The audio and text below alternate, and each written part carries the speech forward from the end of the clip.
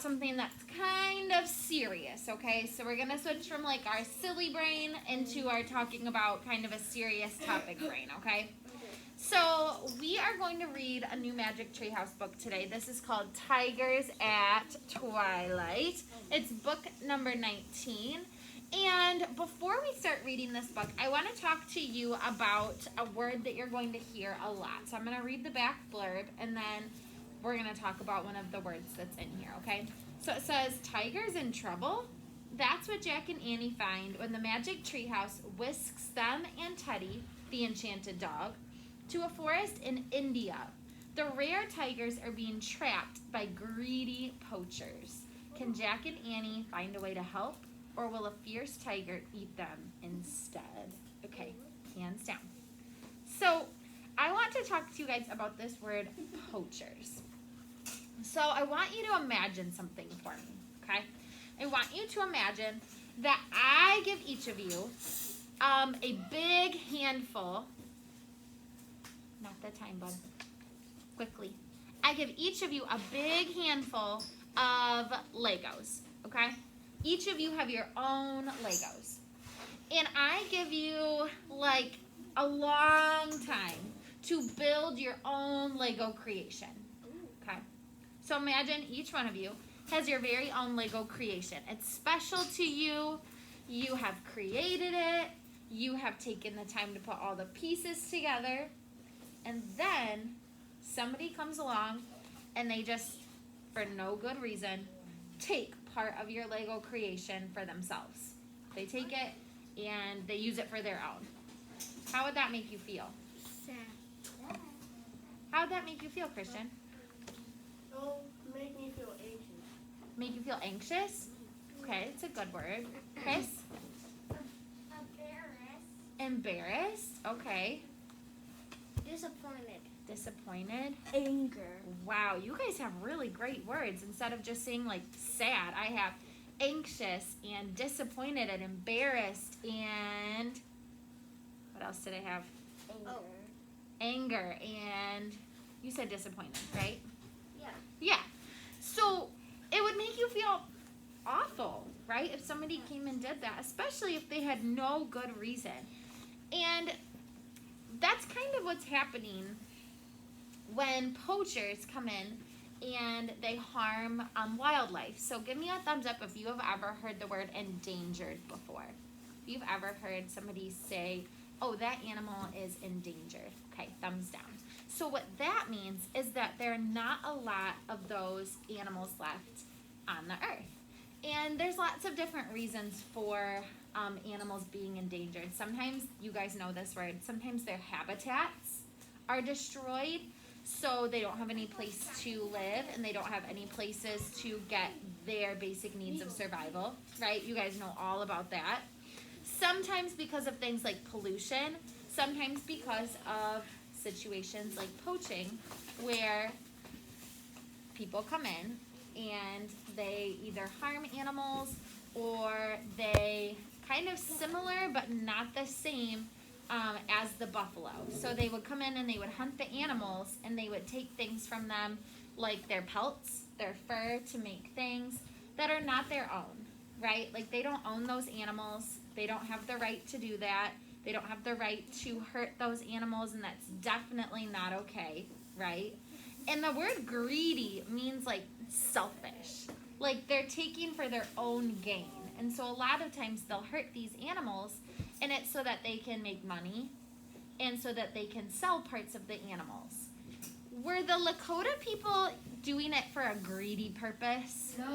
No, they used the buffalo, like, and all parts of the buffalo for like means of survival. Like they were using it for their clothing and for their homes, and it wasn't to be selfish, it was because they were like using it for like a good purpose, right?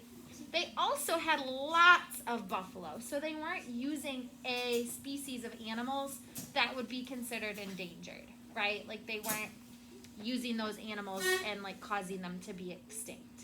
So that is why poaching is wrong, and you guys are going to hear a little bit about that. And so I wanted to kind of talk to you about what that means as we get started, okay? I'm going to give you guys a chance to turn and talk throughout the book, so I want you guys to put your hands down. I promise I will give you a chance to share your thoughts. I promise I will give you time to talk. And if I don't give you time to say what you want to say, you can always come tell me after, or you can write it on a sticky note. Capiche? Okay, so I promise I'll give you guys some time to talk, so go ahead and just sit. You don't need to raise your hand, and enjoy our next Magic Treehouse book, Tigers at Twilight. Okay, it starts with a poem by William Blake. Tiger, tiger, burning bright in the forest of the night, what immortal hand or eye could frame thy fearful symmetry? In what distant deeps or skies burnt the fire of thine eyes? On what wings dare he aspire? What the hand dare seize the fire? From The Tiger by William Blake. He wrote that poem in 1974. I also want to read you guys a letter that is in this story written by Mary Pope Osborne. She's the author of our story, and she has written a letter at the beginning to tell you guys a little bit about why she wrote this book. So it says, Dear readers, years ago I spent several months in India and found it to be a spectacularly colorful and interesting country. So it was a great joy for me to go back there in my imagination as I worked on Tigers at Twilight. I also did research closer to home to learn more about tigers.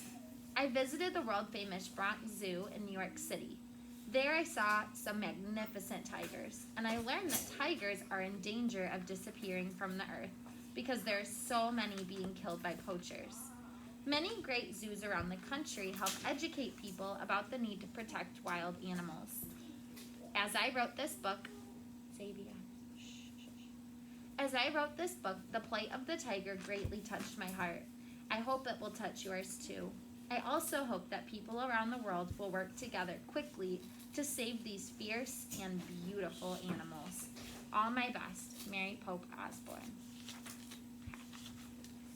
Chapter 1 is called How Far Away? Before we get started, we're going to talk a lot more about this, but I'm sure you guys already have some thoughts in mind. Before we get started, I want you to turn and talk. What is one thing that you might be able to do exactly what Mary Pope Osborne is talking about? What could you do to help these animals that are being endangered? Just brainstorm some ideas right now. What do you think? If they don't have any food anymore, like fish are gone and everything. Like taking care of their habitats? Okay. And making them awake.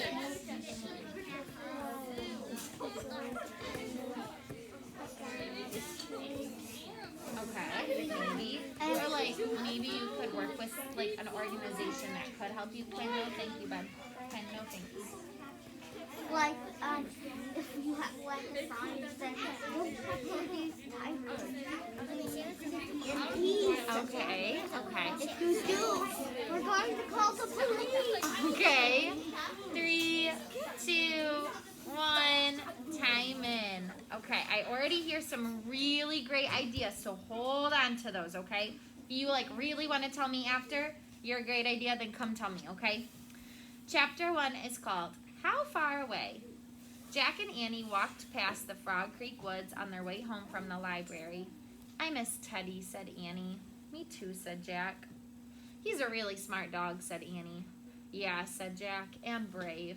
And wise, said Annie. And funny, said Jack.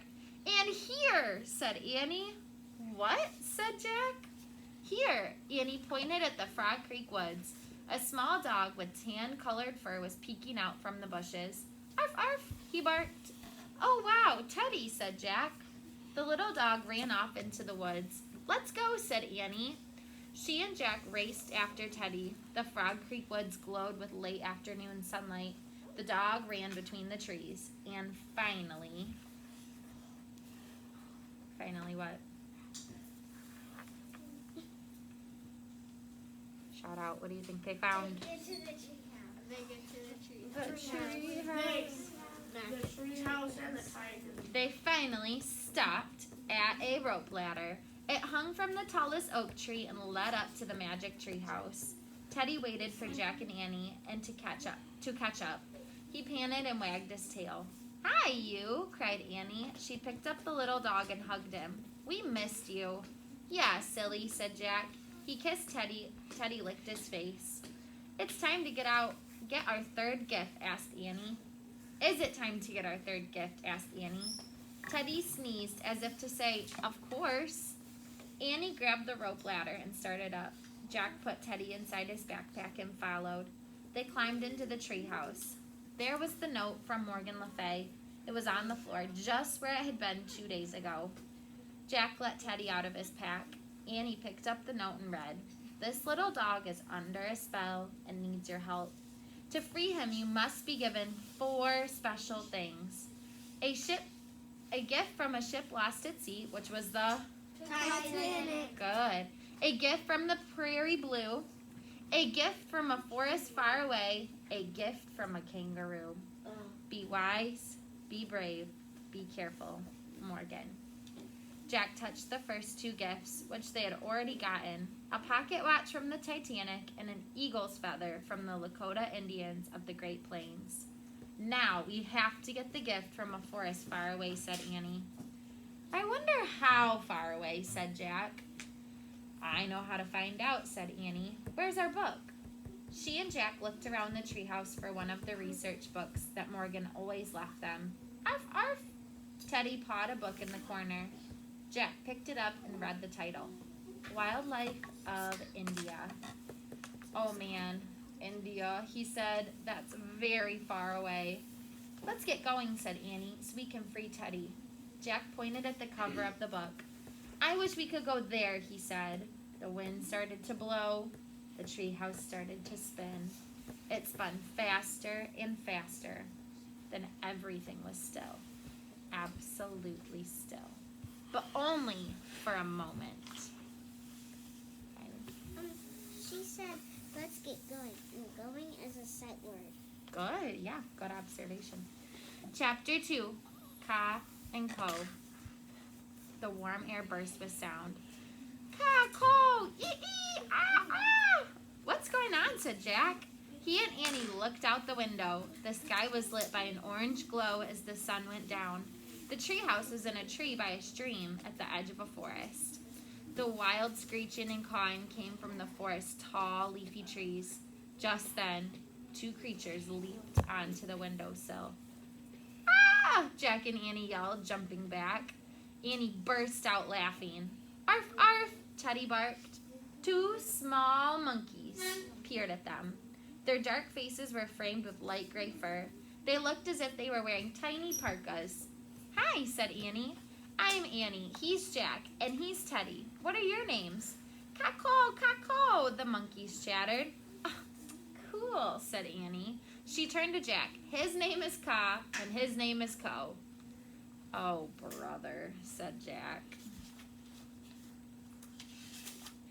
"I bet he is her brother," said Annie. Ka and Ko whooped as if laughing at Annie's joke. Their yellow eyes twinkled. "We came to get a gift from the forest," said Annie. "Do you know where we can find it?" The monkey nodded and chattered. Then they started down the tree. Using their long tails and arms, they swung from branch to branch. They jumped to the ground and looked up. "Coming! Bring Teddy, Jack," Annie said. Then she started down the ladder. Jack quickly flipped through Wildlife of India. He found a picture of the gray monkeys. He read, "This monkey is called a langur." Say the word, langur. The word langur means having a long tail. This is what they look like.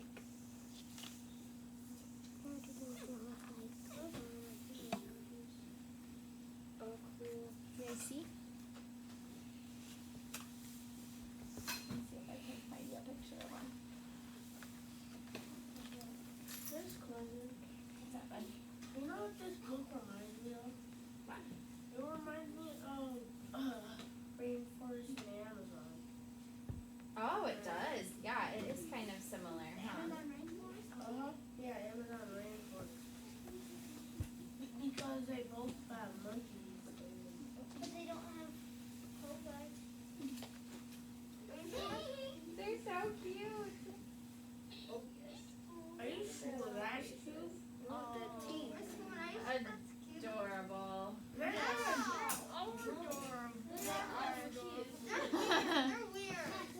They look funny. Well, that's not very nice. These are kind of cool. This is what they look like. Amazing. Yeah, I think they're pretty cool. Looks like a Marco. They look adorable. Okay, friends, we'll keep reading. I like their teeth, because they have teeth, it doesn't look pretty. Yeah, they've got. Don't look pretty. Okay, That looks like a mustache. Not pretty. we're back, friends.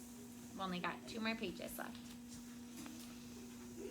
Jack pulled his notebook and pencil out of his backpack. He wrote, "Langer means long tail." Annie's laughter came from below. It blended with the sound of the forest. "Arf, arf," barked Teddy. Okay, okay, said Jack. He put the book, his notebook, and Teddy into his pack. Then he hurried down the ladder. Annie was playing with the langurs on the stream bank. Jack put Teddy on the ground. Ka bounded over to Jack and grabbed his hand. The langur's paw felt like a tiny human hand. Ka put Jack towards the forest. Ko pulled Annie, and Teddy scampered after them. The langurs climbed the huge leafy trees.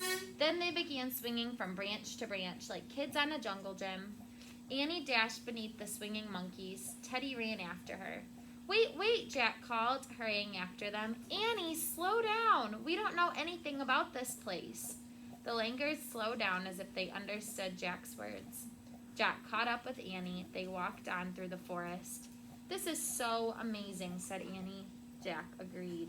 The sunset gave the trees a fiery glow. The hot air smelled sweet. Blue peacocks spread their tails. Yellow birds flew from tree to tree. Small deer ate red flowers in a clearing. "It's like paradise," said Annie. Oh, you've already seen it. I didn't want you to miss this page.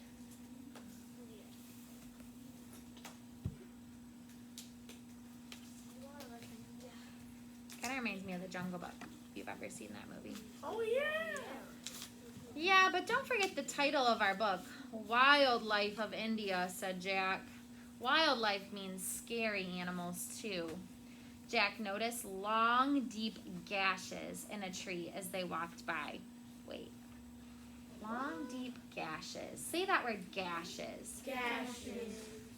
A gash is long and deep, like such as a wound, right? Have you ever heard of like somebody getting like a gash in their arm or like a really deep cut? Yeah. Would a gash be the same as a paper cut?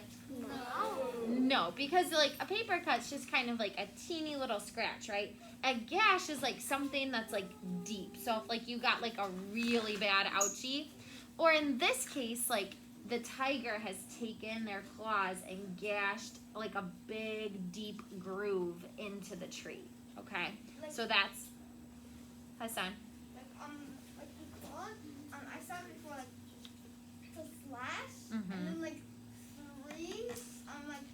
three lines, like Mhm. line. It's like, From their claws. yeah, it looks like Yeah. kind of like a diamond, and then it's like a slash, and then there's blood inside because it's like he took away the skin, like the slash. Well, not on a tree, right?